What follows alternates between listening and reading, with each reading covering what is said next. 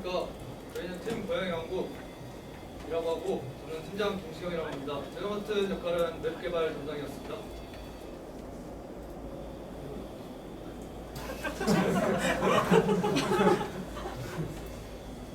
안녕하세요. 고양이왕국에서 고양이왕국 팀원 원지영이라고 하고 저는 분류 분석 모델을 맡았습니다.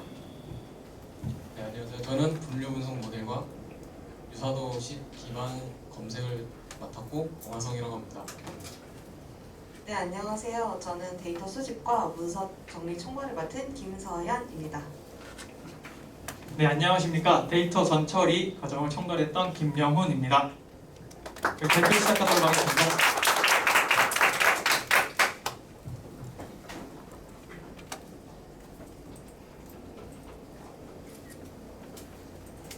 네, 안녕하십니까. 지능형 문서 분류 및 유사도 기반 검색 시스템 발표를 맡은 김영훈입니다.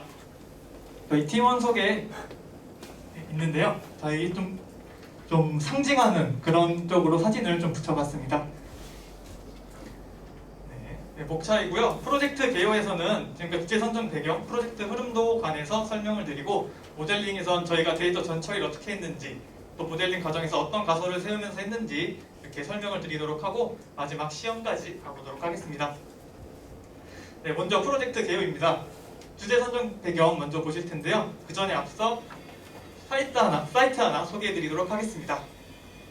네, 정보 공개 포털 사이트인데요. 이 사이트는 공공기관에서 국민들의 알 권리를 보장하기 위해 실제로 결제된 문서들을 이 사이트에 게시한 그런 사이트입니다. 위쪽 체크박스를 보시면 12개의 카테고리가 있는 것이 보이실 거고 아래쪽에는 카테고리별로 실제로 업로드된 문서들이 보이실 것입니다. 네, 이 사이트에는 매달 평균 43,000건의 문서들이 12개의 카테고리로 올라오고 있는데요. 이렇게 많고 다양한 이런 문서들은 아직 카테고리 분류에 익숙하지 않은 신입사원들이나 최근에 직무나 부서를 이동했던 사원들이 문서 작업 방향을 설정하는 데 어려움을 느끼게 합니다.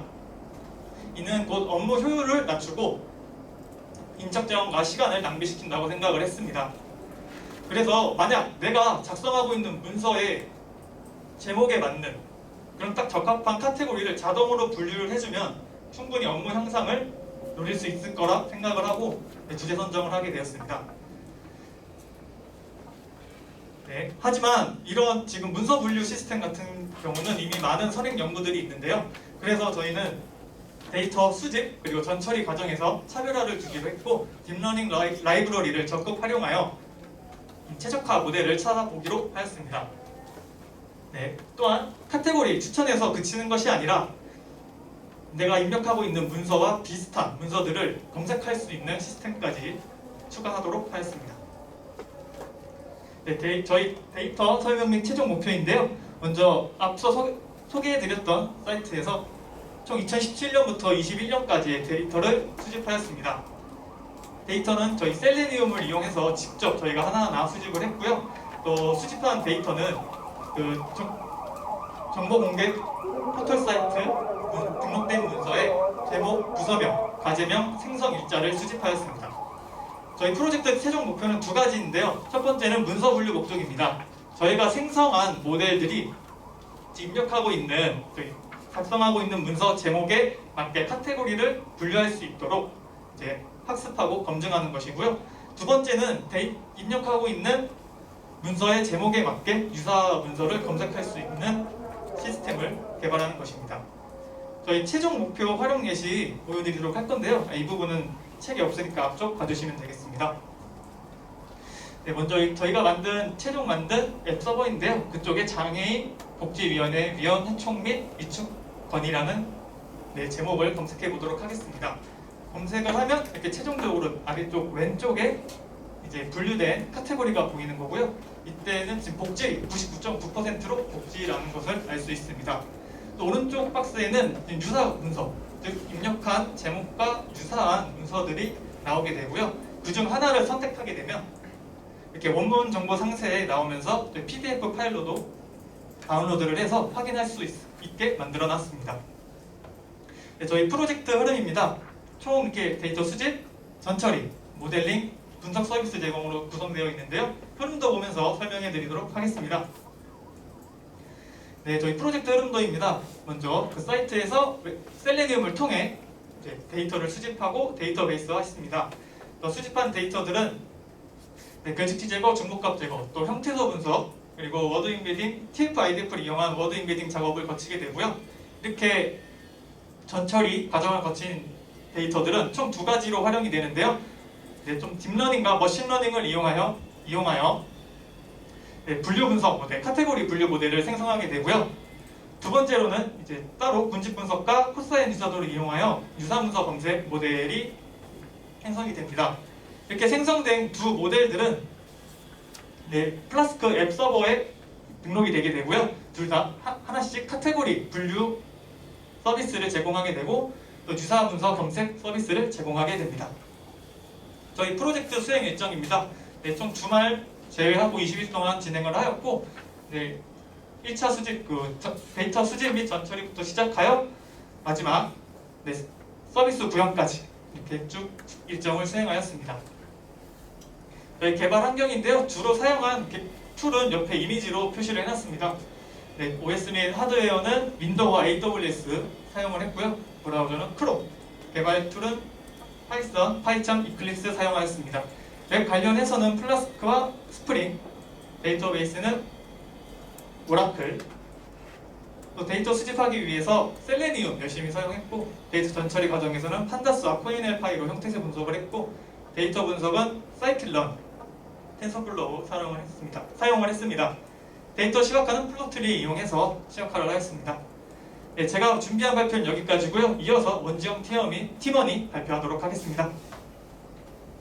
네, 안녕하세요. 모델 제목 카테고리 분류 모델 2차 모델의 발표를 맡게 된 원지영이라고 합니다. 우선 본격적으로 모델링 설명에 들어가기 앞서 저희 조에서 선정한 전처리 방법의 선택 및 그 의의를 설명드리도록 하겠습니다.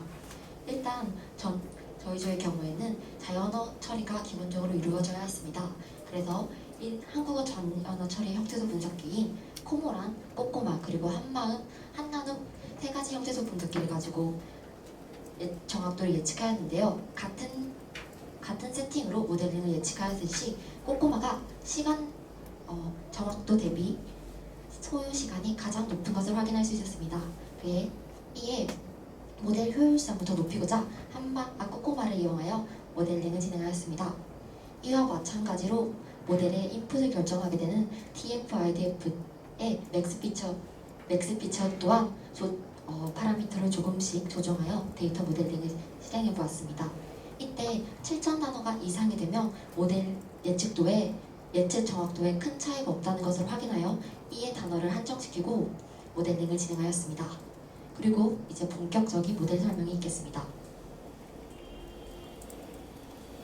모델 히스토리입니다. 저희 조와 같은 경우에는 모델 총 4가지 회차로 나눠 모델링을 진행하였고요. 각 학자마다 사용된 가설과 데이터 구성에 따라 회차를 나누었습니다. 첫 번째 모델링 같은 경우에는 각 카테고리별 최신 2만 개의 데이터를 학습 시 예측에 필요한 충분한 데이터를 모을 수 있을 것이다 라는 가정하에 모델링을 진행하였고요. 그리고 1차에서 2차 모델링으로 넘어갈 때는 데이터 수집 기준이 최신 2만 개였던 것에서 데이터를 균일하게 수집하기 위하여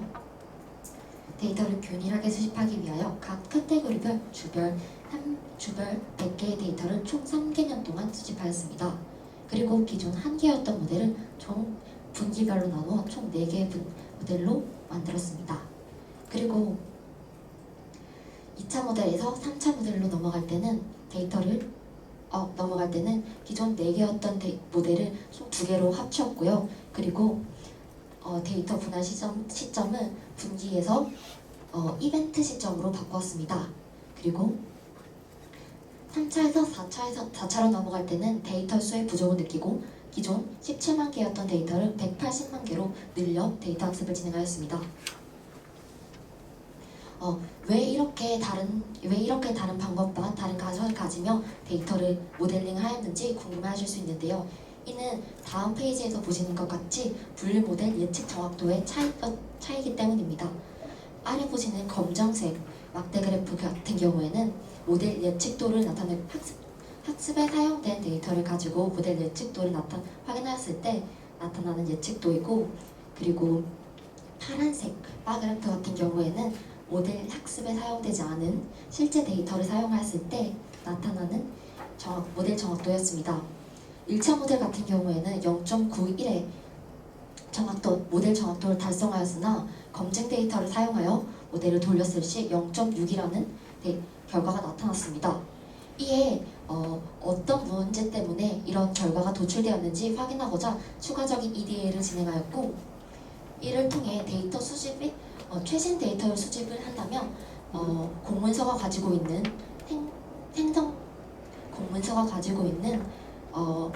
문서의 생성 주기 특성을 잃어버릴 수 있다는 것을 확인하였습니다.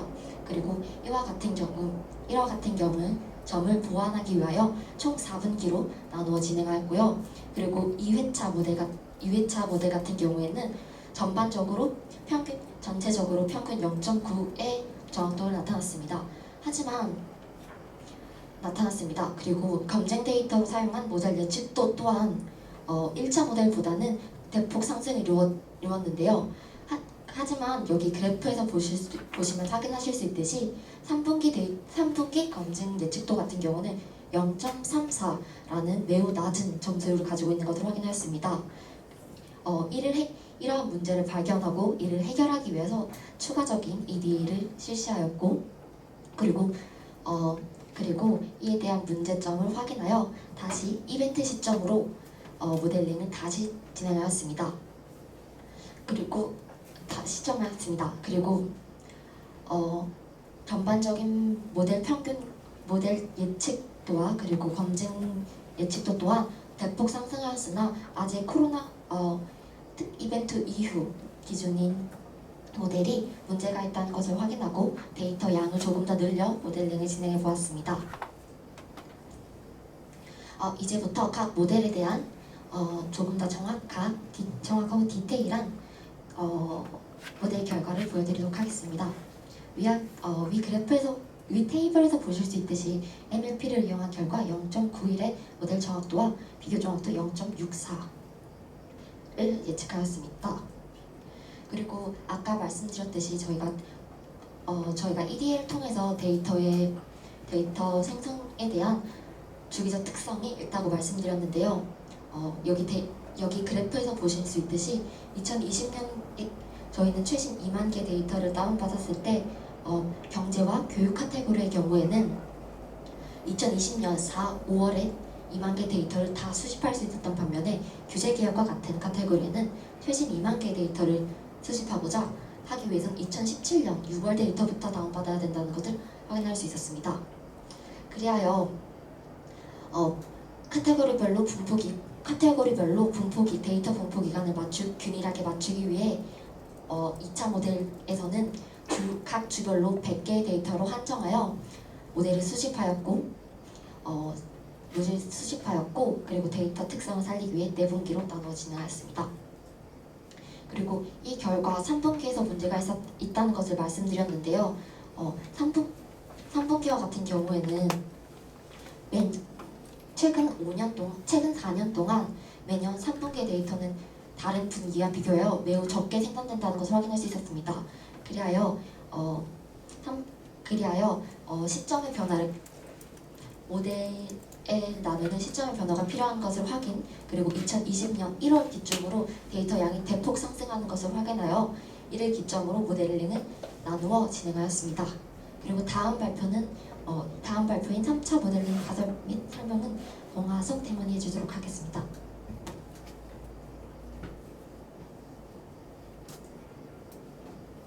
네, 3차 모델링과 4차 모델링 그리고 유사도 기반의 검색 시스템을 발표하게 된 봉하성이라고 합니다. 먼저 3차 모델링을 설명하겠습니다. 우선 3차 모델링 같은 경우에는 2020년 1월 기준으로 문서의 데이터량이 급격하게 증가하는 것을 보았는데요. 이러한 현상을 보고 저희는 우리 지금 현재 사회에서 코로나19 이후로 인하여 많은 영향을 끼치고 있고, 이러한 바탕으로 새롭게 이전과는 다른 단어들의 성향을 띠는 제목들이 추가된 걸로 판단을 하여 이렇게 코로나 이전의 데이터와 BC 데이터와 코로나 이후 데이터 AC를 나누고 이 두 가지의 모델을 제작하였습니다. 그래서 현재 BC 모델의 데이터 같은 경우에는 0.97의 정확도와 비교의 정확도가 0.96인 것에 비해 AC 모델의 정확도는 0.85 그리고 비교 정확도는 0.79를 나타내는 것을 확인할 수 있었습니다. 이러하여 현재 데이터 물론 현재 두 모델 같은 경우에는 준수한 정확도를 가지고 있기는 반면에 AC 모델의 경우 상대적으로 BC 모델에 비해 낮은 경향을 보이고 있고 이러한 현상은 BC 데이터 합승용 데이터는 총 12만 건을 가지고 있는 것에 비하여 AC 데이터 같은 경우에는 학습 데이터 6만 건이고 또한 검증 데이터는 BC 데이터에 비하여 아주 낮은 9배 이상의 차이가 있는 데이터가 있기 때문에 저희는 추가적인 데이터 수집이 필요하다고 느껴서 좀 더 해결 방향을 모색하려고 하였습니다. 그리하여 4차 모델링 같은 경우에는 2017년 1월부터 2021년 4월까지의 데이터를 총 약 180만 개를 수집하여서 이로 인한 데이터를 다시 BC 데이터와 AC 데이터를 나누고 총 AC 데이터 같은 경우에는 약 100만 건의 데이터를 가지고 모델을 제작한 결과 정확도는 0.9와 비교 정확도가 0.85가 나오는 보다 0.79에서보다 훨씬 더 높은 정확도를 얻게 되었습니다. 이래하여 최종 모델 선정에 있어서 평태서 분석을 하기 위한 콩고란을 사용하였고 그 뒤로 워드 임베딩을 통하여 워드 임베딩을 하기 위한 TF-IDF를 이용하고 2020년 1월 데이터를 기준으로 BC 모델과 AC 모델 총 두 가지의 모델을 선정하게 되었습니다. 다음으로 유사도 기반 검색 시스템 요약입니다. 유사도 기반 검색 시스템에서는 미리 가지고 있는 데이터를 데이터 베이스에 저장을 하여 사용자가 요청하는 제목에 대한 요청하는 데이터를 응답을 해서 전처리를 하여 모델에 적용시켜서 유사한 제목을 보여주는 시스템입니다. 이런 유사도 기반의 검색을 충족하려면 충분한 데이터의 양과 이를 데이터를 연산할 수 있는 컴퓨팅 파워가 꼭 필요한데요. 이런 것을 해결하기 위해서 저희는 앞서 모델과 같은 전처리 작업을 시행하되 추가적인 전처리 작업으로 단어의 중복을 지우고 또한 중복되는 문장을 지워서 데이터를 축약을 시키고 워드2벡터를 활용하여 K-민즈 군집 분석을 실시하고 새로운 데이터 값이 들어오게 된다면 K-민즈 군집 모델을 통하여 군집화를 시키고 또한 그렇게 군집화된 모델을 통하여 코사인 유사도를 구한 다음에 그 다음에 유사성이 가장 높은 제목 목록을 보여주게 되는 서비스입니다. 그리고 이러한 시스템에서는 기존 시스템에 가지고 있는 문제점으로 open.go.kr에서 항상 정확한 제목을 입력해야지 검색이 되는 불편함이 초래하는데요. 이러한 해결 방향으로 저희는 예측된 분류 카테고리에서 코사인 유사도를 계산하여 이렇게 유사성이 높은 제목을 보여주게 되는 겁니다.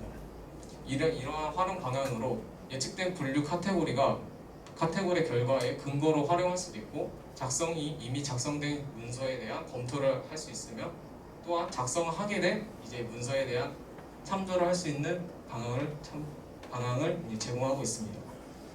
여기까지가 저의 발표였고 나머지는 이제 팀원 김시경 군의 발표가 있겠습니다. 네, 안녕하십니까. 저는 이어서 발표를 맡게 된 김시경이라고 합니다. 저는 요구사항 명세부터 시험까지 쭉 설명을 드릴 건데요. 저희 요구사항 정의는 일단 분석 요구사항과 사용자 요구사항으로 나뉩니다. 분석 요구사항은 이제 데이터 수집, 전처리, 그리고 데이터 분석 모델 리뷰 평가까지 해서 분석 관련 요구사항이 나오고요.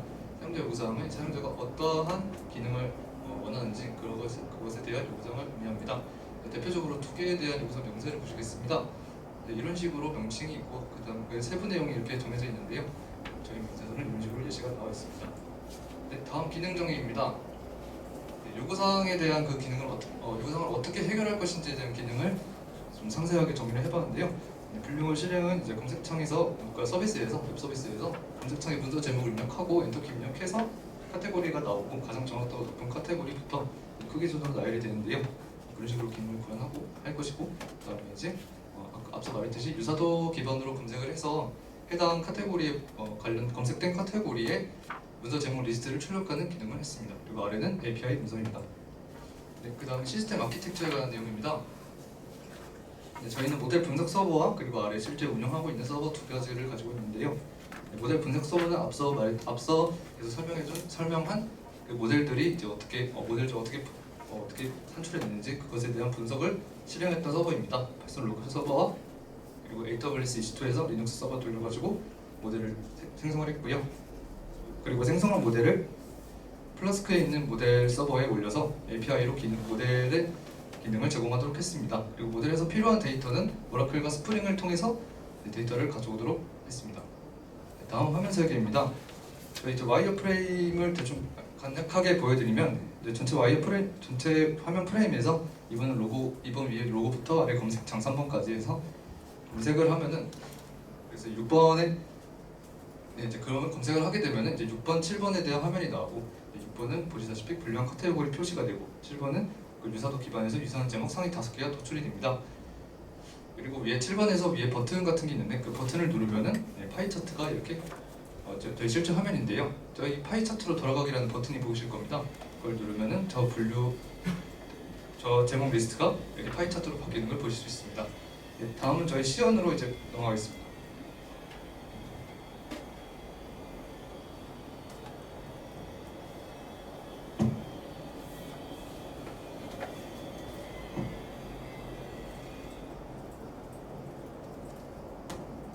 저희 이제 이게 실제 웹페이지고요.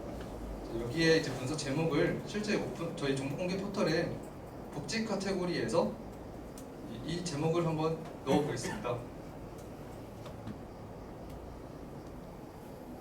엔터를 누르면 로딩이 걸렸다가 이제 아래에 이렇게 내용이 표시가 되고 카테고리가 표시가 되고 오른쪽에는 저 복지 카테고리에 대한 유사도 기반 문서 참고할 수 있는 문서 제목 리스트가 나오고요. 여기 이제 가장 상위에 있는 걸 클릭을 하면 여기 새 창이 뜨면서 이런 식으로 정보공개 포털에 대한 아까 상세 페이지가 나옵니다. 여기에서 참고할 수 있는 문서를 확인해서 이런 문서가 있구나, 왜 우리 카테고리를 왜 이렇게 추천해줬지? 하는 근거를 제공할 수 있도록 하는 기능입니다. 이렇게 파이 차트로 들어가서 이렇게 시각화도 가능하게 해놨고요. 일자리 다른 카테고리 차상위가 정확도가 이제 차상위로 제공이 되는데 다른 카테고리도 보고 싶으면 검색을 해서 제목 리스트 확인하고 이렇게 보실 수가 있습니다. 네, 그리고 실제로 다른 원래 있는 문서인데 실제로 다른 저희가 새로 문서를 만들었어요. 그것에 대해서 한번 해보겠습니다.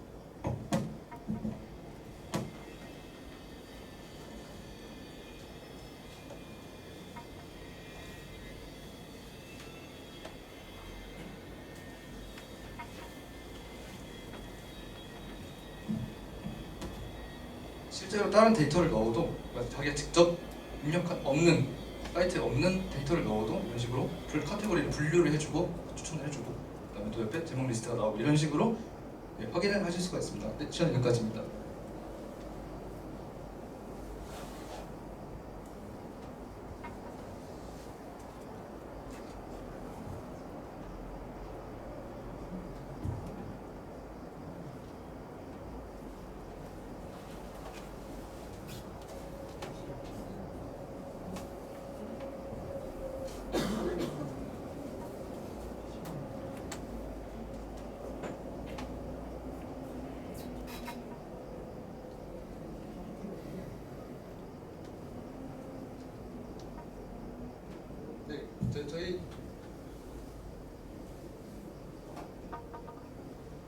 저희 이제 발표는 여기까지고요. 이제 질문 받겠습니다.